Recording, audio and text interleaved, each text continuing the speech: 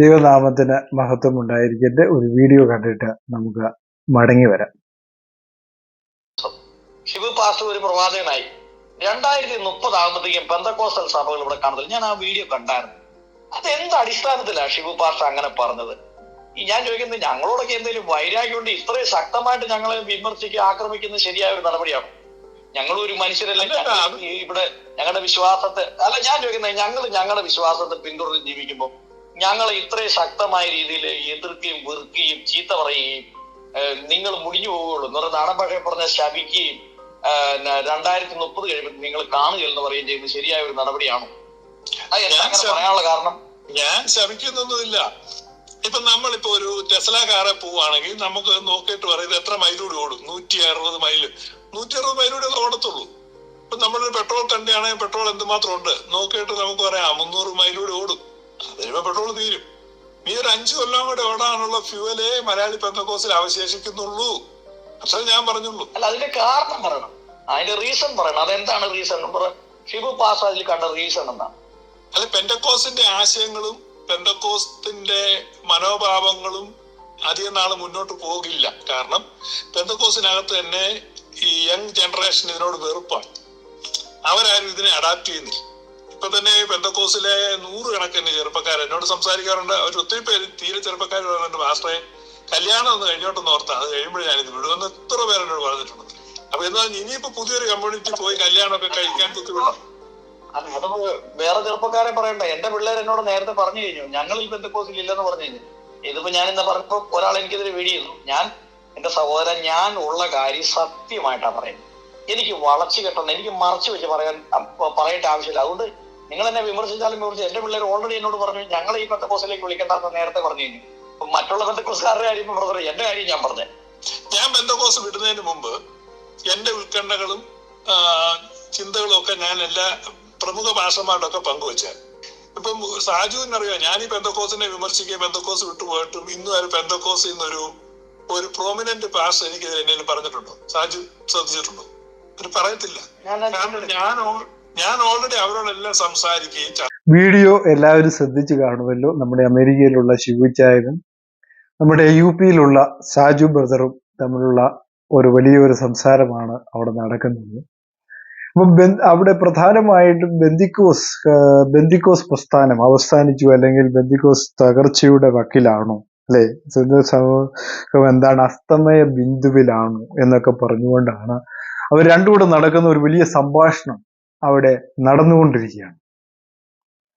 കാരണം സത്യം ഏകദേശം ആളുകൾക്ക് ബോധ്യമായി തുടങ്ങി. കാരണം ബെന്തിക്കോസ് എന്ന പ്രസ്ഥാനം ഏതാണ്ട് അവസാന ഘട്ടത്തിലേക്ക് നീങ്ങിക്കൊണ്ടിരിക്കുകയാണ്. 2030 തീരുമെന്ന് അദ്ദേഹം നേരത്തെ പറഞ്ഞു.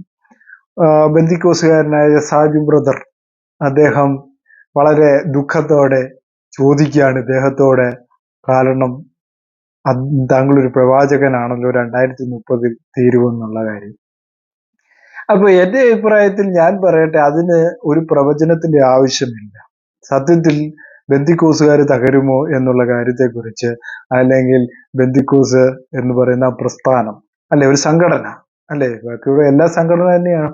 അപ്പൊ ബെന്തിക്കോസ് എന്ന് പറയുന്ന സംഘടന തീരുമോ എന്ന് ചോദിച്ചു കഴിഞ്ഞാൽ 2030 അല്ലാതെ കാണുന്നവർക്കറിയാതെ തീർന്നുകൊണ്ടേ ഇരിക്കുകയാണ് എന്നുള്ള വാസ്തവം എല്ലാവർക്കും അറിയാം. കാരണം എന്താണ്? അമിതമായ ഭക്തിയും അമിതമായ അത് ഭക്തിയും കപട ഭക്തിയും ഒക്കെ നിറഞ്ഞ് അതിങ്ങനെ പൊക്കിക്കൊണ്ടിരിക്കുകയാണ്. അപ്പം ആരുമായിട്ട് ഒരു ചേർച്ചയുമില്ല. കാരണം ലോകത്തുള്ളവരെ എല്ലാം അകറ്റിക്കൊണ്ടിരിക്കുകയാണ്, അല്ലേ? അത് നമുക്ക് എപ്പോഴും ഉദാഹരണമായിട്ട് അനീഷ് കാവാലം പാസ്റ്റർ പ്രസംഗം കേട്ട് കഴിഞ്ഞാൽ അറിയാം. ഈ ലോകത്തിന്റെ ഒരു കാര്യങ്ങളിലും തുടരുത്, ടച്ച് ചെയ്യരുത്, അതൊക്കെ ടച്ച് ചെയ്താൽ തന്നെ കുഴപ്പമാണെന്നാണ് അദ്ദേഹം പറയുന്നത്. അപ്പൊ ലോകത്തിലുള്ള സ്നേഹം അവരിൽ നിന്ന് പൊക്കോണ്ടിരിക്കുകയാണ്. ആദ്യ സ്നേഹം അവരിൽ നിന്ന് നഷ്ടപ്പെട്ടുകൊണ്ടിരിക്കുന്ന ഒരു അവസ്ഥയിലാണ് ഇവരിപ്പോ, അല്ലേ? യേശുക്രിസ്തു എല്ലാവരെയും സ്നേഹിച്ചിരുന്നു. പക്ഷെ യഹൂദന്മാരും പരീശരും സാധുക്യരും ഒക്കെ കർത്താവിനോട് എന്ത് ചെയ്തു? എപ്പോഴും തർക്കിച്ചിരുന്നു. കർത്താവിനെ ഒരു ഇഷ്ടപ്പെട്ടില്ല. പക്ഷെ മറ്റുള്ള ആൾക്കാരൊക്കെ കർത്താവിന്റെ അടുക്ക വന്ന് സൗഖ്യവും കാര്യങ്ങളും ഒക്കെ നേടിപ്പോകുമായിരുന്നു. ഇല്ലെന്ന് നമുക്ക് പറയാതിരിക്കാൻ ഒക്കത്തില്ല. അപ്പം ഇപ്പൊ ഇങ്ങനെ ഓരോരുത്തർ ഇങ്ങനെ പഠിപ്പിച്ചുകൊണ്ടിരിക്കുകയാണ്. അപ്പൊ എന്താണ് ഇവർ പുറമേ ഉള്ള കാര്യങ്ങൾ, അല്ലെ? യഹൂദന്മാരെ കുറിച്ച് പറയുമ്പോൾ അവിടെ യേശുക്രിസ്തു പറയുന്ന ഒരു കാര്യമുണ്ട്, അവർ പുറമേ ഉള്ളത് വൃത്തിയാക്കി, അല്ലെ, പാത്രമൊക്കെ വൃത്തിയാക്കുന്നത് പോലെ അവരിങ്ങനെ വൃത്തിയാക്കി, അതായത് വെള്ള ഡ്രസ്സും ഒക്കെ ഇട്ട് വെള്ള ധരിച്ചുകൊണ്ട് ഇങ്ങനെയുള്ള കാര്യങ്ങളൊക്കെയാണ് ബന്ധുക്കോസുകാർ പ്രാധാന്യം കൊടുത്തുകൊണ്ടിരിക്കുന്നത് ഈ കാലങ്ങളിൽ. പിന്നെ ഒരാള് ചെയ്യുന്ന പ്രസംഗം മറ്റൊരാൾക്ക് ഇഷ്ടമല്ല, അവൻ ചെയ്യുന്നത് എന്താണ്? ദുരുപദേശമാണ്, അല്ലെ? പ്രത്യേകിച്ചും 3 ദൈവങ്ങളുണ്ട്, 3 വ്യക്തികളുണ്ടെന്നൊക്കെ പഠിപ്പിക്കുന്ന നിക്കിയ പോലെയുള്ള സംഭവങ്ങൾ എടുത്തുകൊണ്ട് ഇപ്പോ രക്ഷയില്ലാതെ വന്നപ്പം നിക്കിയ പോലുള്ള സംഭവങ്ങൾ എടുത്ത് പ്രയോഗിക്കാൻ തുടങ്ങി. അപ്പൊ അങ്ങനെയെല്ലാം തുടങ്ങിയിരിക്കുന്ന ഒരു കാലഘട്ടത്തിലാണ് ഇന്ന് ബന്ധുക്കോസുകാർ കടന്നു പോയിക്കൊണ്ടിരിക്കുന്നത്, അല്ലെ? അതുകൊണ്ട് തന്നെ അവർക്ക് എന്താണ് എന്താണ് ഒരു ഒത്തിരി കാലതാമസം ഇല്ല എന്നുള്ളതാണ് പ്രധാനമായ സത്യം എന്ന് പറയുന്നത്. കാരണം ഞാൻ കഴിഞ്ഞ ദിവസം അതിനെക്കുറിച്ച് സംസാരിച്ചപ്പോൾ പറഞ്ഞ ഒരു കാര്യം എന്ന് പറഞ്ഞു കഴിഞ്ഞാൽ, ഒരു ഐക്യമില്ല. ഒരു വ്യക്തി പറഞ്ഞതനുസരിച്ചാണെങ്കിൽ ഒരു ഐക്യമില്ല. ഇപ്പോൾ ഈ IPC എന്ന് പറയുന്ന സംഘടന എടുത്തു കഴിഞ്ഞാൽ church of God, AG, assemblies of God, ഇങ്ങനെ പല കാര്യങ്ങളുണ്ട്, സെവൻത്ത് ഡേ, ഇങ്ങനെ പല കാര്യങ്ങളുണ്ട് അതിനകത്ത്. അപ്പൊ ഇതെല്ലാം തമ്മിൽ ചേർന്ന് പോകത്തില്ല. എല്ലാം ബൈബിൾ എടുത്ത് 66 പുസ്തകങ്ങളിൽ നിന്ന് പ്രസംഗിക്കുന്നുണ്ട്. പക്ഷെ എന്നാ പ്രശ്നം എന്ന് പറഞ്ഞു കഴിഞ്ഞാൽ, ദൈവത്തിന്റെ സ്നേഹം ഒരുത്തരിലുമില്ല. കാരണം ഭയങ്കര സ്നാനവും കാര്യങ്ങളും ഒക്കെയാണ്. ഇതാണ് യഥാർത്ഥ സ്നാനം എന്ന് പഠിപ്പിക്കുന്നു. ജലത്തിൽ മുങ്ങിയുള്ള സ്നാനത്തിന് പ്രാധാന്യം കൊടുക്കുന്നു. എന്നിട്ട് പരിശുദ്ധാത്മാവിന്റെ പ്രവർത്തനം വല്ലതും അവരിൽ ഉണ്ടോ? ഒരു പ്രവർത്തനവുമില്ല. കാരണം നാളെ നിനക്ക് ജീവിക്കണമെങ്കിൽ, നാളെ നിങ്ങൾ കടന്നു പോകണമെങ്കിൽ ദൈവത്തിന്റെ ആത്മാവിന് ശക്തിയില്ല, നിങ്ങൾക്ക് കടന്നു പോകാൻ പറ്റുകയില്ല. അപ്പോൾ അതിനകത്ത് മനസ്സിലാക്കേണ്ട ഏക മാനദണ്ഡം എന്ന് പറയുന്നത്, ദൈവത്തിന്റെ പരിശുദ്ധാത്മാവില്ലാതെ ഒരു വ്യക്തിക്ക് നിലനിൽക്കാൻ കഴിയുകയില്ല. സഭ എന്ന് പറയുമ്പോൾ ദൈവം തെരഞ്ഞെടുത്തിരിക്കുന്ന ഒരു കൂട്ടമാണ് സഭ, അല്ലെ? രക്ഷിക്കപ്പെട്ടവരെ ദിനംപ്രതി, രക്ഷിക്കപ്പെട്ടവരാണ് ദിനംപ്രതി ദൈവം സഭയോട് കൂട്ടിച്ചേർത്തെന്നാണ് പറഞ്ഞത്. അല്ലാതെ സംഘടന എന്ന ബന്ധുക്കോസ് എന്ന് പറയുന്ന സംഘടനയിലേക്കല്ല കയറ്റുക. അത് ആദ്യം ആലോചിക്കേണ്ട ഒരു കാര്യമാണ്, അല്ലെ? പാരമ്പര്യം. കാരണം ഞങ്ങൾ പാരമ്പര്യം, അവര് പറയുമ്പോൾ എപ്പോഴും എന്താണ്? പാരമ്പര്യം, അതിവിശുദ്ധി എന്നീ കാര്യങ്ങൾക്ക് പൂർണ്ണമായുള്ള പ്രാധാന്യം കൊടുക്കുവര്, അല്ലെ? ഞങ്ങൾ അതിവിശുദ്ധരാണ്, അല്ലെ? ഞങ്ങൾ ഭയങ്കര വിശുദ്ധരാണ്. നിങ്ങളുടെ വിശുദ്ധയെ കുറിച്ചൊക്കെ ദൈവത്തിന് അറിയാം. നിങ്ങൾ അവിടെ ചെന്ന ആളുകളോട് പറയണ്ട, ഞങ്ങൾ വിശുദ്ധിയിലും വേർപാടിലും ഒക്കെ ജീവിക്കുന്നവരാണ്. അപ്പൊ ഇതൊക്കെ കേൾക്കുമ്പോൾ തന്നെ മറ്റുള്ളവർക്ക് എന്ത് ബുദ്ധിമുട്ടുണ്ടാകുന്നത്? ഞങ്ങളൊക്കെ പല ആൾക്കാരാണെന്നല്ലേ അവർ ചിന്തിക്കും, ഞങ്ങൾ വിശുദ്ധിയിലും വേർപാടിലും ജീവിക്കുന്നവരാണ്. അപ്പൊ വളരെ തെറ്റായ കാര്യമല്ലേ അവർ ചെയ്തുകൊണ്ടിരിക്കുന്നത് ഈ കാലങ്ങളില്. അവരുടെ തകർച്ച അവര് തന്നെ അവരുടെ തകർച്ച ഈ കാലങ്ങളിൽ ഒരുക്കിക്കൊണ്ടിരിക്കുകയാണ്, അല്ലാതെ വെറുതെ അല്ല. കാരണം 66 പുസ്തകങ്ങൾ ഉണ്ടെന്ന് പറഞ്ഞു കഴിഞ്ഞാൽ തന്നെ ഇത്രയും വരുന്ന സംഘടനകൾ തമ്മിൽ ഒരിക്കലും ചേരത്തില്ല. കാരണം ഈ സംഘടനയിൽ നിന്ന് ഇപ്പോ എന്താ പറയുക, ഒരു സൗഹൃദം സൃഷ്ടിക്കാൻ പോലും അവർക്ക് പറ്റത്തില്ല. ഈ സൗഹൃദത്തിനിടയില് ഇതിനകത്തുനിന്ന് എന്താ പറയുക, ഒരു സ്നേഹബന്ധം അവർ തമ്മിലില്ല. ഇപ്പൊ എന്താ പറയുക, ഒരു കല്യാണത്തിനാണെങ്കിൽ പോലും അവരവരുടെ ഇടയിൽ നിന്ന് മാത്രമേ കല്യാണം കഴിക്കത്തുള്ളൂ. അങ്ങനെയെല്ലാമുള്ള പ്രശ്നങ്ങളുണ്ട്, അല്ലെ? പ്രത്യേകിച്ചും കല്യാണം അങ്ങനെയുള്ള കാര്യങ്ങളാണല്ലോ കൂടുതലായിട്ട് വരുന്നത്. അപ്പൊ അവിടെ നിന്ന് പാസ്റ്റർ വിലക്കും, അവരുടെ ഇടയിൽ പോരുത്, ഭയങ്കര ദുരുപദേശം, അതിനകത്ത് പോകാൻ പാടില്ല എന്ന് പറഞ്ഞുകൊണ്ട് ഇപ്പൊ മക്കളൊക്കെ കെട്ടിക്കണമെന്ന് പറയുമ്പോഴത്തേക്ക് അവിടുന്ന് ഒരു ആലോചന വന്നു. അവരുടെ പാസ്റ്റർ പറയും, വേണ്ട, അവിടെ പോകണ്ട, ദുരുപദേശമാണ്, അവിടെ പോകാൻ പാടില്ല. കാരണം അവര് മനുഷ്യരല്ലേ, നമ്മൾ ചിന്തിക്കേണ്ട ഒരു വാസ്തവം തന്നെയാണ്. കാരണം എന്ന് വെച്ച് കഴിഞ്ഞാൽ, അവനും എടുക്കുന്നത് 66 പുസ്തകവും നിങ്ങളും എടുക്കുന്ന 66 പുസ്തകവും തമ്മിൽ എന്താണ് വ്യത്യാസം? ഒരു വ്യത്യാസവും അതിനകത്തില്ല. അതുകൊണ്ട് തന്നെയാണ് നിങ്ങൾ തകർച്ചയിലേക്ക് പൊയ്ക്കൊണ്ടിരിക്കുന്നത്, നിങ്ങളിലുള്ള സ്നേഹം. കാരണം അവൻ 66 പുസ്തകം എടുക്കുന്നെങ്കിൽ അവൻ ദുരുപദേശമാണ് പറയുന്നത്. അതുകൊണ്ട് അവന്റെ അടുക്കലേക്ക് എന്റെ മകനെയോ മകളെയോ അങ്ങോട്ട് വിടാൻ പറ്റുകയില്ല എന്നുള്ള ചിന്താഗതി ഈ ബന്ധുക്കോസുകാരെ എന്നും ഇങ്ങനെ ഇത് ചെയ്തുകൊണ്ടിരിക്കുകയാണ്. അപ്പോ ഇതിനകത്ത് നമ്മൾ മനസ്സിലാക്കണം, അതുകൊണ്ട് എനിക്ക് അവന്റെ ഒന്നും വേണ്ട, അവന്റെ സഭയിൽ ഞാൻ പ്രസംഗിക്കാൻ പോകത്തില്ല. പിന്നെ ഇച്ചിരി ഇതൊക്കെ കേൾക്കണമെങ്കിൽ എവിടെ പോകും? ചിലപ്പോൾ മർത്തോമായിലാണെന്ന് തോന്നുന്നു ഈ ബന്ധുക്കോസ് പാസ്റ്റർമാർ കൂടുതലായിട്ടും പ്രസംഗിക്കാനായിട്ട് പോകുന്നത്. അത് പലപ്പോഴും കണ്ട് ഇരിക്കേണ്ട കാര്യമാണ്. കാരണം എന്നാലൊരു എന്താ പറയുക, അവർക്കൊരു സപ്പോർട്ട് കിട്ടത്തില്ല. അതുകൊണ്ട് അവരെന്നെ എടുക്കും മർത്തോമ സഭകളുമായിട്ട്. ഇപ്പൊ മർത്തോമ സഭകൾ ഇവരുടെ ഇത് ഒക്കെ കള്ളത്തരം എല്ലാം പൊളിഞ്ഞു കഴിഞ്ഞപ്പോൾ അവർക്ക് താല്പര്യമില്ല. അവരിപ്പം ഇതിനകത്ത് ഒരു കാറ്റഗറിയിൽ അവര് കൂടിക്കഴിഞ്ഞിരിക്കുന്നു. അപ്പോൾ ഇതിന്നെല്ലാം നമ്മൾ മനസ്സിലാക്കേണ്ട ഏറ്റവും വലിയൊരു കാര്യം എന്ന് പറയുന്നത്, ബെന്തിക്കോസ് എന്ന സംഘടനയുടെ തകർച്ചയ്ക്ക് കാരണം അവർ തന്നെയാണ്, അല്ലേ? അവർ തന്നെയാണ്. കഴിഞ്ഞ ദിവസങ്ങളിൽ ഒരു 6 മാസം മുമ്പ് സഭയിൽ അടി നടക്കുന്നു, ഭയങ്കര അടി.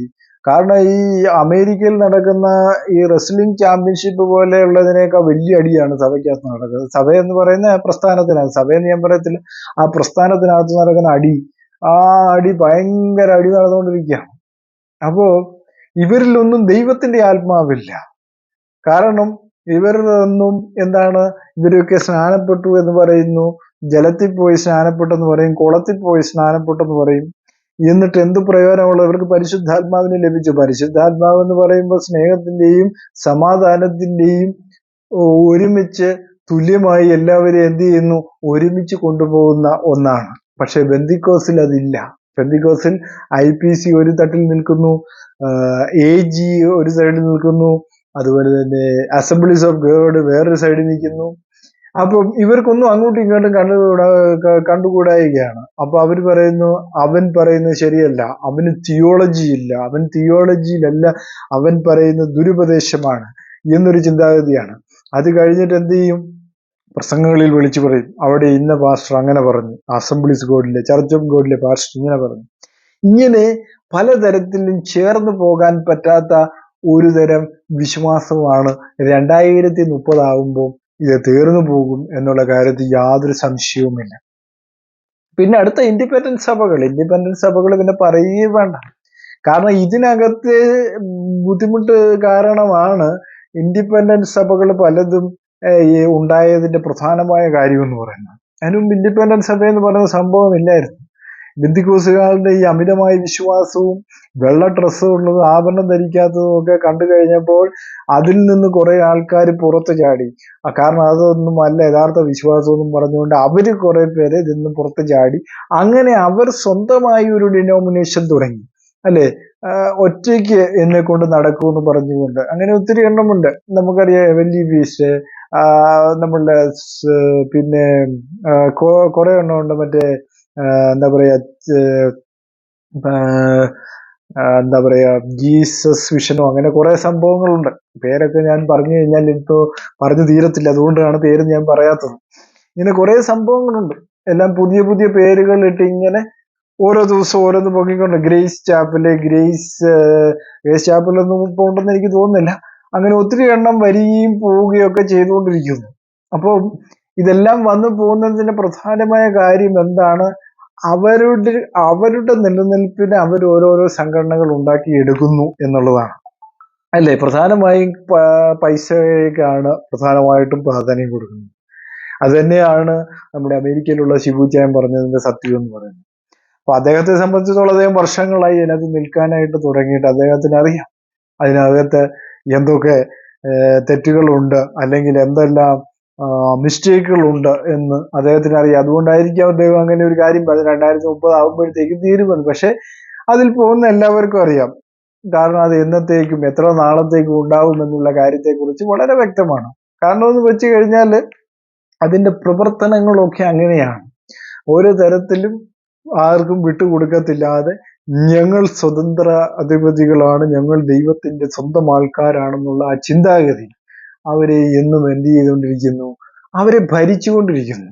ആ ഭരണം അവസാനിക്കാതെ അവർക്ക് ഒരിക്കലും എന്ത് ചെയ്യാൻ പറ്റത്തില്ല, അവർക്ക് ഒരിക്കലും ഒരു മോചനം കിട്ടുമെന്ന് പ്രതീക്ഷിക്കുകയേ വേണ്ട, അല്ലേ? അപ്പോ അതുകൊണ്ടാണ് സംഘടന, ഞാൻ സംഘടന എന്ന് പറയുകയുള്ളൂ, സഭ എന്ന് പറയുവാൻ യാതൊരു അവകാശവുമില്ല, അല്ലേ? ഇപ്പൊ എല്ലാവരുടെയും വിചാരം ഈ ആളെല്ലാം കൂടി കഴിഞ്ഞു കഴിഞ്ഞാൽ ഒരുവിധം ജനസംഖ്യകളൊക്കെ കൂടി ആരാധനയും പാട്ടും ഒക്കെ തുടങ്ങി കഴിഞ്ഞാൽ, ആത്മാവിലും സത്യത്തിലും ഒരു ആരാധനയൊക്കെ തുടങ്ങി കഴിഞ്ഞാൽ സഭയാകുമെന്നാണ് പലരും ചിന്തിച്ചു വെച്ചിരിക്കുന്നത്. അതൊന്നും സഭയാകുകയില്ല. സഭയാകണമെങ്കിൽ കർത്താവായ യേശു ക്രിസ്തുവിനെ ധരിച്ചിരിക്കുന്നവരെ ദൈവം രക്ഷിക്കപ്പെട്ടവരെ ദിനം പ്രതി സഭയിലേക്ക് ചേർക്കുവാരെന്ന് പറഞ്ഞു. അതായത് ഈ ലോകത്തിൽ നമ്മൾ എന്ത് സംഘടന ഉണ്ടാക്കി എന്ന് പറഞ്ഞാലും അതൊന്നും സഭയാകുകയില്ല. അതാണ് അതിനകത്ത് മനസ്സിലാക്കേണ്ട ഏറ്റവും വലിയ ഒരു സത്യം എന്ന് പറയുന്നത്. അതുകൊണ്ട് ഇക്കാലങ്ങളിൽ ബെന്തിക്കോസിൽ പോകുന്നവർ മനസ്സിലാക്കുക. അല്ലെങ്കിൽ മറ്റ് സംഘടനകളിൽ പോകുന്നവർ, അതായത് കത്തോലിക്ക മുതൽ CSI വരെയുള്ള സംഘടനകളിൽ പോകുന്നവരും അതിനുശേഷം ബെന്തിക്കോസ് എന്നുള്ള സംഘടനകളിൽ പോകുന്നവരും ഒക്കെ ഇതിനെ മനസ്സിലാക്കുക. കാരണം ഇതെല്ലാം സംഘടനകളാണ്. ഇതൊന്നും ദൈവത്തിൻ്റെതല്ല. ദൈവത്തിൻ്റെ ഏതാണ് എന്ന് ചോദിച്ചാൽ ദൈവവചനം പഠിക്കുക, ദൈവവചനം എന്തു പറയുന്നുവോ അതിനെ അനുസരിക്കുക. അതാണ് ഏറ്റവും നല്ലതും ഉചിതവുമായ കാര്യമെന്ന് ഓർപ്പിച്ചുകൊണ്ട് ബുക്ക് ഓഫ് ലോർഡിന്റെ ഈ ഒരു എപ്പിസോഡ് ഇവിടെ അവസാനിപ്പിക്കുന്നു. ഇത് നിങ്ങൾക്ക് ഇഷ്ടമാവുന്നെങ്കിൽ ഇത് ലൈക്ക് ചെയ്യുക, സബ്സ്ക്രൈബ് ചെയ്യുക. God bless you.